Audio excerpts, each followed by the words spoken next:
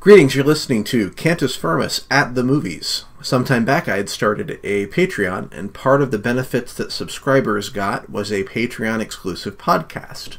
That Patreon of mine has been closed for some time now, but there was some, what I thought were really cool content left over that only a few people got to hear. So I'm repackaging some of the highlights from my regular podcast for you to listen to. This includes 2 At the Movies Film Festival episodes that gather my theological and philosophical analyses of films centered around a certain theme. The theme for this episode is Monsters and Madmen. With that said, let's move forward to talking about The Shining.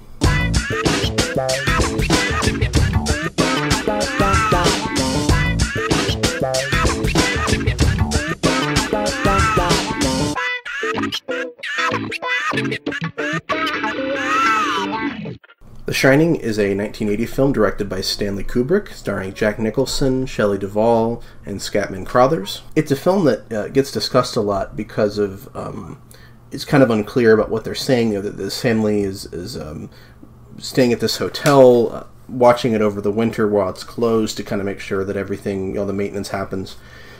The main character, Jack Nicholson, plays a character named Jack as well, Jack Torrance. He was a former school teacher who'd lost his job, had struggled with alcoholism, had been, I think, somewhat abusive with his son, and was sort of trying to clean up his act. So, as they're staying at this hotel, all these influences in this hotel and everything that happened in the past starts to kind of catch up with them. So there's this question, do we see this as a ghost story? Is it a psychological thing? Because as Jack is sort of descending into this madness and he's seeing these things, is this just from his perspective? And there's also, spoiler alert if you haven't seen it, and we'll be doing more of that. There's also the scene at the very end where, they showed this picture from decades before of this party that was thrown in the ballroom, and there's Jack Nicholson, there's Jack Torrance in the picture. And so, we talk about reincarnation, what is all this about? And it seemed to me as I was watching it, or as I have watched, because I watched it a number of times, that you could definitely get out of this, I don't want to say a cultural Marxist reading, because I don't think it's entirely, I think that word is being bandied about negatively, and often for some good reasons, but there's something to it, although it's also not entirely on the mark. And so what I sort of see this film about is, it's a film about the haunting spirit of oppression. This hotel is built on the bodies of slain Native Americans. They're saying they had to, I think it was built on, they're saying on Indian burial ground. They had to fight Indians off and kill them as they were building it. Jack follows the lead of this sort of ghost character, Grady, in seeking to murder his child and his interfering wife. The leadership of the white male is meant to be unquestioned as it's presented by Grady to Jack, and as Jack sort of sees it at this point as he's kind of unraveling. And if it is questioned, those under his care can be corrected by death. A secondary protagonist is a black man, Dick Halloran, played by Scatman Crothers, who likewise seeks to interfere, and he's killed by Jack after having his entire person summarized in a racial epithet. So this is the white man's burden, as Jack says, quoting Kipling's poem about the white man seeking to paternalistically take charge of the heathen races. This white man's burden is that he is obligated to run the world, to run his affairs, to run this family, to correct his children and his wife. Looking at this kind of narrative, it fits into one that I think is becoming more and more prevalent in our culture, where, white heterosexual males are to blame for every social injustice, and then there's kind of a more, on the other side there, you have this idea where white heterosexual males have ultimately been a good thing for the world. The values of European Christian culture have created a society marked by freedom and justice, and outside of the West, there be dragons. You have Islam, and you have communism, and so on and so forth. And in a way, both of these narratives are true. Imperialism, racism, slavery, sexism, they've dehumanized various groups of people. And though the white man certainly didn't invent them, they have marked much of his more recent history in particular. At the same time, the Christian values which have marked the West have also had an ameliorating effect upon these sins. White men didn't invent the institution of slavery, though they perfected some of its cruelties, but white men also fought a bloody war to end it. They've often minimized the humanity and significance of women, as most cultures unfortunately have, but their tradition of freedom and human rights given by God also made the women's rights movement possible. White men didn't invent empire, but they may have been the first ethnic group to intentionally give it up. The reality is this: those in power almost always abuse their power to some degree. This is true regardless of skin color, sex, and sexual orientation. Those who've had influence and privilege, and who to some extent still do, need to be aware of that and make room at the table for others to join. But that doesn't mean straight white men are inherently evil, or are the enemy, or that they must be destroyed or deprivileged so another group can take their place and repeat their crimes. The biblical story of humanity is this: all have sinned. Those in power commit a particular kind of sin, but that sin is the result of the lesser attributes of our nature acting upon power. If power is to be used more fairly and righteously, it has to extend a hand to others, particularly the poor and oppressed, to participate in how it's exercised.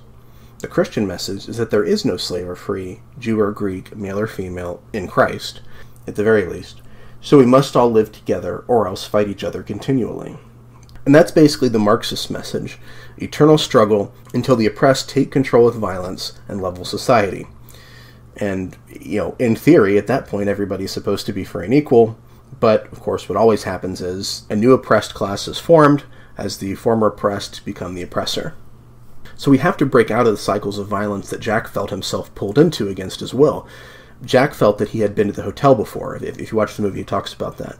That it's where he belonged. Something about it. He'd never been there, but something about it felt like he belonged there.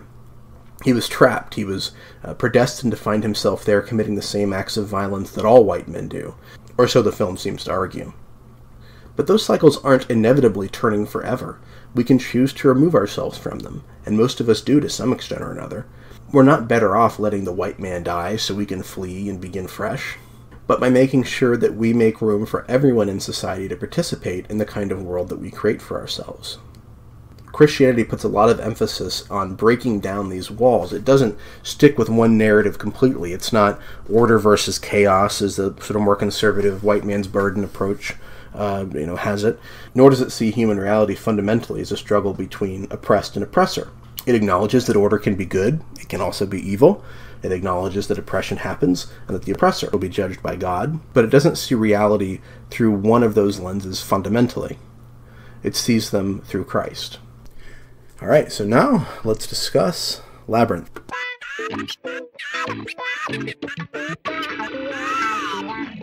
I got to see this one in the theater recently because of its nationwide revival.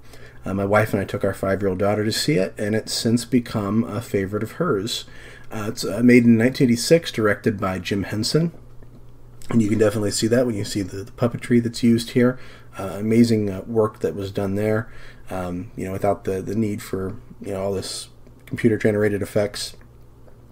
The plot, for those who haven't seen it, is that a teenage girl, Sarah, who's obsessed with fantasy stories, wishes that her infant half-brother, whom she is sick of babysitting, would be taken away by the Goblin King. The Goblin King, Jareth, played by David Bowie, does so. Buyer's remorse sets in, and she's given 13 hours to navigate a labyrinth and rescue young Toby, as her brother, before he turns into a goblin himself. The film is really at heart a tale of growing up. Sarah's completely self-absorbed at the beginning of the film.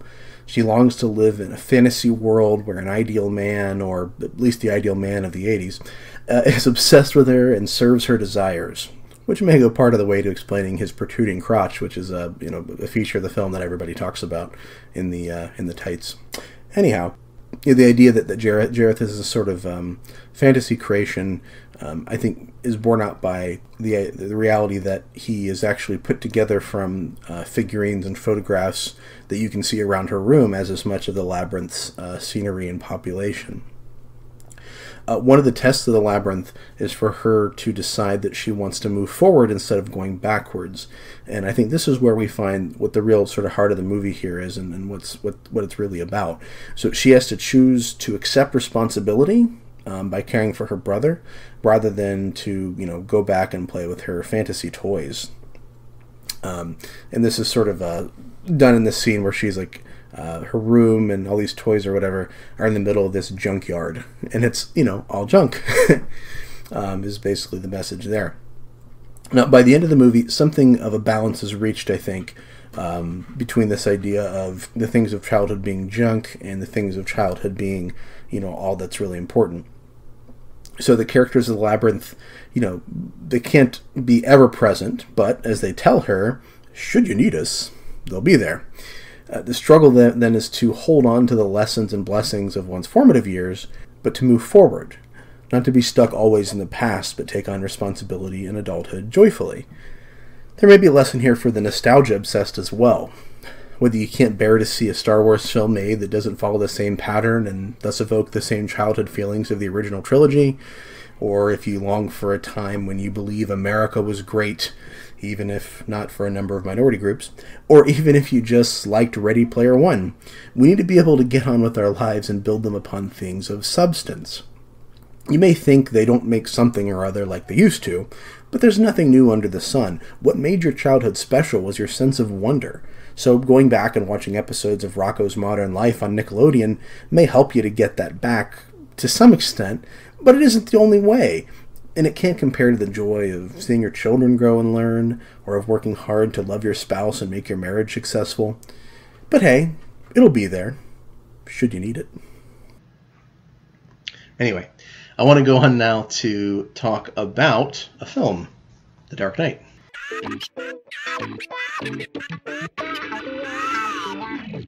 If you listen to the regular Cantus Firmus podcast, you'll know that I've talked about Batman vs. Superman on the Cantus Firmus at the Movies podcast with my friends Jackson Farrell and Ben Doublet.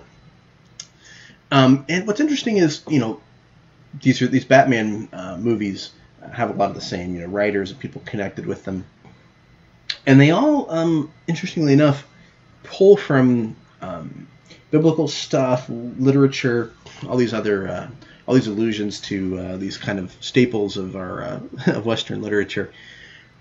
And a lot of people, I think, miss that. But in The Dark Knight, we have a pretty interesting Christian parallel here. So, as you might recall, Harvey Dent is supposed to be this sort of hope of Gotham. He's the DA who's going to take down the mob and all the criminals. He's squeaky clean. He has integrity. And so, of course, the Joker, being who he is, he isn't really interested in gaining anything for himself because, I think he sort of is a nihilist. He knows it's not going to work out anyway for him.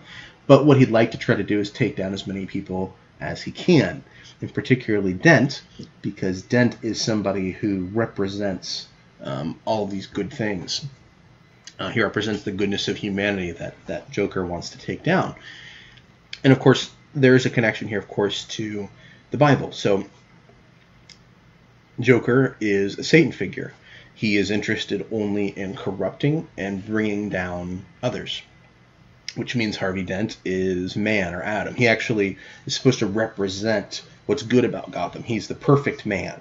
He's the ideal man. And so when Joker comes in and tempts him and mars him, he makes him wicked. He twists him, he corrupts him, he makes him evil. And so what's interesting then, of course, is that Batman steps in. Batman steps in and takes the blame for what Harvey Dent has done. And the result of that is that Gotham has this hero figure still to hold on to, because Batman takes on Adam, or humanity's sins, Dent's sins. Humanity can live, they can go forward, they can have this sort of hope and a belief that they can be good, and that the world can be good because of what Batman has done. And so, of course, then Batman is the Christ figure. He is the substitute. He has atoned, so to speak, for Dent's sins by placing them upon himself. And now let's make an awkward segue into discussing The Dark Knight Rises.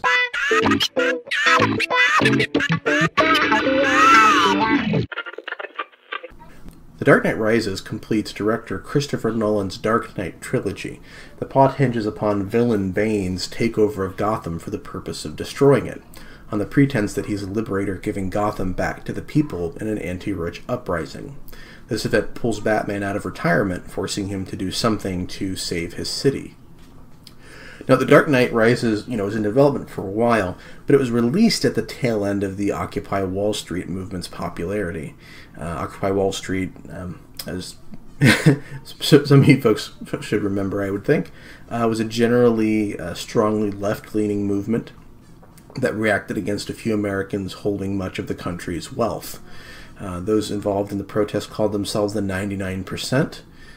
Although, compared to the rest of the world's wealth distribution, most of them had more in common with the wealthy 1%. And anyway, but that aside, many of the concerns they raised were quite valid, though some of the more extreme rhetoric was at times quite troubling. And whether Nolan had his finger on the pulse of this movement or, any of that stuff that they were saying or doing ended up in the film, I'm not sure about that. What I will say is that there's definitely a movement in this film that matches the rhetoric of Occupy Wall Street, although it admittedly matches the rhetoric of a great number of revolutionary movements that we've had in the past, and in particular the French Revolution, which seems to be a strong influence here. The Dark Knight Rises actually places some of the Occupy Wall Street rhetoric into the mouth of Selina Kyle, or Catwoman. Kyle aligns herself with Bane against those in power in Gotham, who she views as greedy and selfish, including, ironically, Bruce Wayne. At first, she almost seems to view Bane as a force of retributive justice, but it doesn't take long for her to see how volatile and twisted he is. After Bane kills the rich and, quote, gives Gotham back to the people, end quote, including redistributing their property, Kyle, while looking through what was once a wealthy person's home, woefully remarks to her friend, "This is someone's home," to which her friend responds, "No, it's everyone's home. This is what you wanted. This is what the whole thing was about." Similarly, when Bane occupies Wall Street, so to speak, because he actually does go into the Gotham Financial District, some police seem less than enthralled about stopping him. When it's remarked that he's messing with everyone's money, one cop says, "Well, my money's under my pillow," suggesting he has no sympathy for the rich because they live more comfortably. Of course, he fails to understand that the economy is an interconnected web, and the loss of a, at least relatively, free market harms everyone, and he's chastised for it. The point is, if Wall Street falls, the money under his pillow won't be worth anything. Bane is not only no better than the power-hungry capitalist that Kyle railed against, he's far worse. He's more destructive.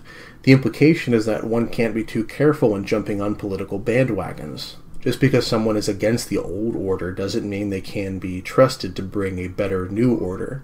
Political extremism is always dangerous, no matter what side of the left-right spectrum it's on. The point seems to be driven home by plot points with historical parallels in the French Revolution. This is an event in history where the king and many aristocrats were killed by the use of the guillotine, the revolution's most terrifying symbol, and power was given allegedly to the people, which is to say, to anti-aristocratic, anti-religious tyrants who claimed to represent the rights of all men. Their concerns about the privilege of the powerful were quite valid, but what they inherited through the tools of violent oppression were no better. One key example of The Dark Knight Rises paralleling the French Revolution deals with the iconic moment par excellence of the Revolution, the storming of the Bastille prison. This is matched in The Dark Knight Rises by Bane storming Blackgate prison and releasing the prisoners. In both instances, it was claimed to be an act of liberation against the oppressive jailers who were at the head of society. Other similarities include the leaders of the New Order. In The Dark Knight Rises, they are seated as judge on ridiculous high benches. During the French Revolution, the Montagnards, and I probably pronounced that incorrectly, but it means mountain men, were named for the high benches from which they declared the fates of the formerly rich and powerful. Also of note is that the French New Order's convention began meeting in a tennis court, whereas Bane announces the New Order in a football stadium. All of these parallels in The Dark Knight Rises point to the fact that the threat of political extremism isn't theoretical. It's a genuine danger. It's happened before. Other parallels are less specific, such as when Bane tears up a picture of Harvey Dent in front of the crowds, claiming it's a false idol. This brings to remembrance the destruction of places of worship by the anti-religious French revolutionaries. Bane claims that he's given Gotham back to the people, but then rules over it far more despotically than the capitalists and cops had before, demanding the deaths of the rich and powerful in the name of freedom. Bane is the French Robespierre, the Russian Lenin, the Chinese Mao. He claims to represent the people, and because his tyrannical approach looks different than that of the previous corrupt forces, he is mistakenly hailed as a savior. However, his impact is in hindsight only detrimental to freedom, prosperity, and human life. The Dark Knight Rises also seems to pull from fictional portrayals of the French Revolution, such as Charles Dickens' A Tale of Two Cities. This becomes clear at the end of the film when Commissioner Gordon reads an apt selection from it. The Dark Knight Rises is a more complicated film than one might suspect at first glance. Sure, it's a superhero movie, and some of its events seem improbable, but the points it illustrates are incredibly significant for our lives and have a lot more to do with historical and contemporary reality than we would be expected to think. We have to live together, wealthy, poor, powerful, underprivileged, and our desire should be to make a more just and inclusive society instead of trying to take power back and become the oppressor. And now, let's talk about Clifford.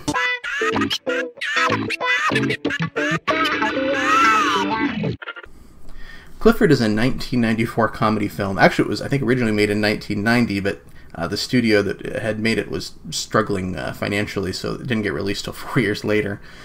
Starring Martin Short, Charles Grodin, Mary Steenburgen, and Dabney Coleman. Martin Short, who, the comedian, if you're not placing him, little guy, aptly named, plays Clifford, a 10-year-old boy motivated by selfish gratification even at the expense of others, including his unwitting uncle, played by Grodin, whose life he ruins after the uncle fails to live up to his promise to take young Clifford to the theme park Dinosaur World. And if you're not really familiar with Short's work, he is an adult at this time. So he is an adult playing a 10-year-old boy, which makes, I think, some elements of the film easier to swallow, I guess, because Clifford is just this terrible kid who, his parents and his uncle sort of start to hate him. And some of the things that the interactions that happen, if Clifford had been played by a young boy, it probably would have seemed more reprehensible watching some of the interactions. But by having him played by an adult, it somehow takes the edge off, which maybe that was part of the intention here. But anyway, after Clifford causes his uncle to lose his job, a romantic relationship, and has him arrested under false pretenses, Grodin's character loses control, takes Clifford to Dinosaur World in the middle of the night, and puts him on a roller coaster that he wanted to ride at full speed. The coaster breaks down, and Uncle Martin has to make a choice about whether to save young Clifford's life. Uncle Martin! I'm thinking it over. Please, I'm scared. Well, I'm scared of what might happen if I save you. I mean, maybe I should do mankind a tremendous favor. Let that dinosaur eat you. I mean, who knows what horrors you might unleash? What if you got your hands on some plutonium? I just made the bestest nuclear bomb in the whole wide world.